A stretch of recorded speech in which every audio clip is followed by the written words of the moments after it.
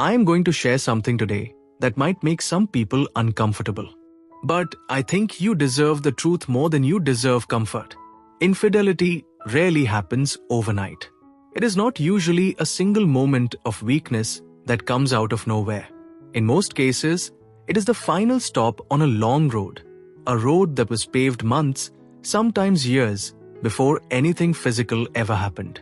And along that road, there are signals, small phrases, subtle shifts in language, things that, in hindsight, almost everyone says they noticed but did not understand at the time. Today, we are going to break down 4 things that are often said in the lead up to infidelity, phrases that sound harmless, even normal, but that often carry a much deeper meaning underneath. I want to be very clear before we start. This video is not saying every woman who says these things is going to cheat. Context matters. People say things for many reasons, and most of the time these phrases are exactly what they sound like, honest feelings in a relationship that is struggling but salvageable. But when these patterns repeat, when they cluster together, when they appear alongside emotional withdrawal, they deserve attention. Not panic. Attention. Stay till the end, because the 4th one is the quietest of them all, and it is often the one that matters most. Welcome back to Psychology on Love, the channel where we talk honestly about the patterns that show up in relationships so that fewer people get blindsided by things they could have seen coming. If you are new here, subscribe right now, because understanding these patterns does not just protect you, it helps you build something stronger. Let us get into it. The first phrase is this: I just feel like we are more like roommates now. On the surface, this sounds like a simple observation, a comment about routine, about busy schedules, about life getting in the way. But psychologically, this sentence often marks something significant. It is usually the first time someone puts language to a feeling that has been building quietly for a long time. The feeling that emotional and romantic connection has been replaced by logistics, bills, schedules, parenting, errands. Here is why this matters.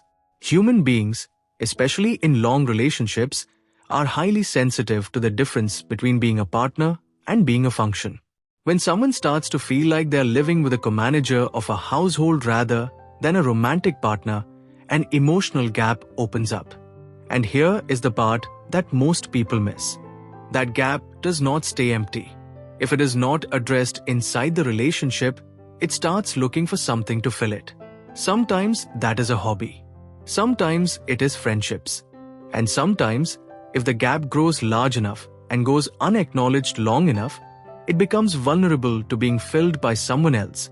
Someone who, even in small ways, makes her feel like a woman again instead of a manager of a household.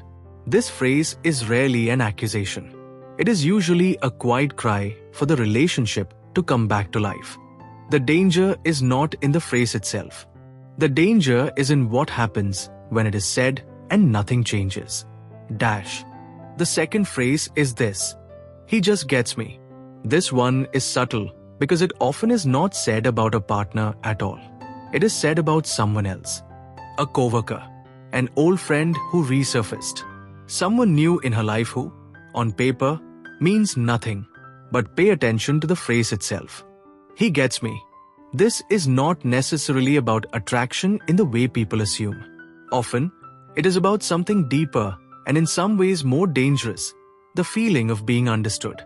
When someone feels consistently misunderstood in their primary relationship, when their thoughts, their humor, their inner world feels unseen by their partner, and then they encounter someone, anyone, who reflects them back in a way that feels effortless, the brain registers that as significant. Not necessarily romantic at first, just significant. Psychologists call this an emotional affair, and research consistently shows that emotional affairs are often more predictive of eventual physical infidelity than sudden attraction is. Because emotional intimacy builds trust, and trust builds closeness. And closeness, over time and without boundaries, can become something else entirely. If someone in a relationship starts describing another person using language like understanding, ease, or being seen language that used to describe their partner. That is not necessarily a red flag about betrayal, but it is absolutely a signal about a need that is not being met at home. Dash. The third phrase is this: I do not even know what I want anymore. This one is often delivered quietly, almost as a throwaway line. Sometimes during an argument, sometimes completely out of context, staring at a wall, almost talking to herself more than to him. On the surface, it sounds like confusion about the relationship, but underneath, it is often something much larger. It is a statement about identity. Many women reach a point, often in their 30s or 40s, though it can happen at any age, where they look at the life they have built and feel a kind of quiet, disorienting grief. Not because the life is bad, but because somewhere along the way, they stopped being asked what they wanted. They became a wife, a mother, an employee, a caretaker. And somewhere in all those roles, the original person got lost. This is sometimes called an identity crisis, and it is one of the most powerful and most overlooked drivers of infidelity. Not because cheating answers the question of who am I, but because, in a strange and painful way, being desired by someone new can feel like proof that the original person is still in there, still attractive, still wanted, still alive underneath all the roles. When someone says, I do not know what I want anymore, they are rarely talking about you specifically. They're talking about themselves. And that conversation, the one about who they are and what they need, is one that, if it does not happen with you, may eventually happen with someone else. Dash. And now, the fourth one. The quiet one. The one most people miss completely. The fourth phrase is silence, where there used to be sharing. This is not a phrase at all. It is the absence of one. Early in relationships, people tell each other everything. The annoying thing that happened at work. The weird dream from last night. The funny thing a stranger said in line at the store. This constant sharing of small, unimportant details is not actually unimportant at all. Psychologists call it bid for connection. Tiny invitations to stay emotionally close. When someone stops sharing those small things, not dramatically, not all at once, but gradually, it often means they have started directing that emotional energy somewhere else.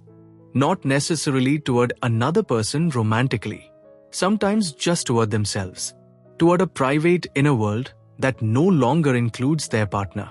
This is the most dangerous sign of all, because it is the easiest to miss. There is no argument, no obvious distance, just a slow, quiet redirection of where someone's inner life is going. If you notice that the small stories have stopped, the random updates, the little moments, do not panic, but do notice. And more importantly, get curious, not accusatory. Curious. Ask about her day in a way that invites more than a one-word answer. Create space for the small things again. Because often, that small redirection can be gently reversed if it is noticed early enough and met with genuine interest rather than suspicion. Dash. Here is what I want you to take away from all of this. None of these four things means someone has cheated, is cheating, or is definitely going to cheat. People say these things in relationships that go on to become stronger than ever because the words were heard and something changed. The danger is never in the words themselves. The danger is in silence, in dismissing these moments as nothing, in letting the gap grow because addressing it feels uncomfortable. Every one of these four signals is, underneath everything, a request to be seen, to be understood, to feel like a priority again. And when that request is met with curiosity, with effort, with real change, it is one of the most powerful turning points a relationship can have. Dash. If this video gave you something to think about, share it. Not as an accusation toward anyone, but as a conversation starter. Sometimes the most important conversations begin with a video like this one. Drop a comment below. Have you noticed any of these signs in your relationship or in yourself? I read every single one. And if you are not yet subscribed to Psychology on Love, this is the channel that helps you see what is happening before it becomes too late to change it. Every week, we go deeper into the psychology of love, connection, and the patterns that quietly shape relationships. Subscribe, hit the bell, and I will see you in the next one. The relationships that last are not the ones when nothing ever goes wrong. They're the ones where small signals are noticed and answered before they become big distances. I will see you in the next video.